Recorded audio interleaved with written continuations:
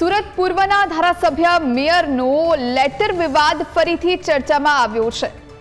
Central ઝોનના કામોને લઈને કરેલા આક્ષેપોને લઈને વિવાદ। મેયર લેખિત જવાબ બાદ ફરીથી ધારાસભ્ય અરવિંદ રાણાએ પત્ર લખ્યો। ધારાસભ્ય અરવિંદ રાણાએ મેયરને પત્ર લખી જવાબ માંગ્યો છે। 3 વર્ષમાં સરેરાશ 100 કરોડની કામગીરીથી સેન્ટ્રલ ઝોનમાં શું વિકાસ થયો તેવો સ્પષ્ટપણે પ્રશ્ન પૂછવામાં આવ્યો છે। ધારાસભ્ય તરીકે 6 કરોડની ગ્રાન્ટ ફાળવી છે તેવું અરવિંદ રાણા તરફથી કહેવામાં આવ્યું। કોર્પોરેશનનો એક પણ રૂપિયો ખર્ચ નથી થયો તેવું પણ તેમણે કહ્યું। વર્ષ 2019માં ડ્રેનેજ લાઇન નાખવામાં આવી। વર્ષ 2020માં પાણીની લાઇનનું કામ પૂર્ણ થઈ જવું જોઈતું હતું। વર્ષ 2021માં રસ્તો બની જવો જોઈતો હતો, પરંતુ વર્ષ 2024 સુધી પણ પાણીની લાઇન કે નેટવર્ક નાખવાની કામગીરી થઈ શકી નથી। 25 કરોડની જોગવાઈ કરેલી છે, પરંતુ 25-26ના બજેટમાં વધુ 100 કરોડ સેન્ટ્રલ ઝોન માટે માંગવામાં આવ્યા છે। આ વિશે વધુ જાણકારી માટે સંવાદદાતા અમિત ફોનલાઈન પર જોડાયા છે। અમિત, શું વધુ માહિતી?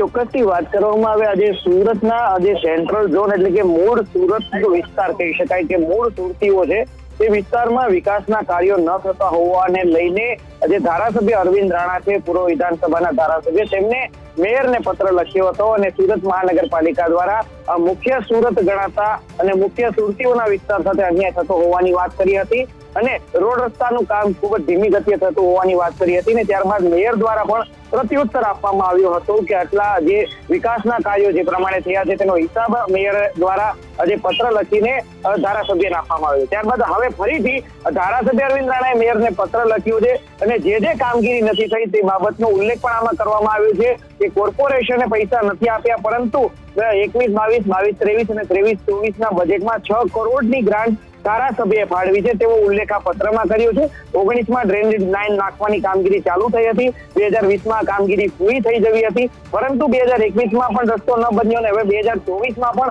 પાણીનું લાઇન અને ડ્રેનેજ નેટવર્ક નાખવાની કામગીરી ચાલે છે, જેનાથી સ્થાનિક લોકોને હાલાકીનો સામનો કરવો પડે છે તેવી જે ફરીથી રજૂઆત છે ધારાસભ્યએ મેયરને કરી છે। એટલે કે જે રીતે પત્ર ઓર શરૂ થયો છે સુરત મહાનગરપાલિકાના મેયર અને પૂર્વ વિધાનસભાના ધારાસભ્ય વચ્ચે, તેનાથી એક વિવાદ ઉભો થયો છે કે સુરત મહાનગરપાલિકા મુખ્ય સુરત તેમજ જે મુખ્ય સુરતીઓ છે તે વિસ્તાર એટલે કે સેન્ટ્રલ ઝોન વિસ્તારના લોકો સાથે અન્યાય કરી રહી છે અને હવે જે 25 કરોડની જોગવાઈ જે રસ્તાઓ માટે કરવામાં આવી હતી તેને 100 કરોડ જેટલી જે જોગવાઈ કરવામાં આવી છે એ પણ રજૂઆત છે તે ધારાસભ્ય દ્વારા કરવામાં આવી છે અને મુખ્ય સુરતીઓ સાથે જે અન્યાય થઈ રહ્યો છે તે ઝડપથી દૂર થાય એવી પણ રજૂઆત છે ફરીથી પત્ર લખીને ધારાસભ્ય મેયરને કરી છે।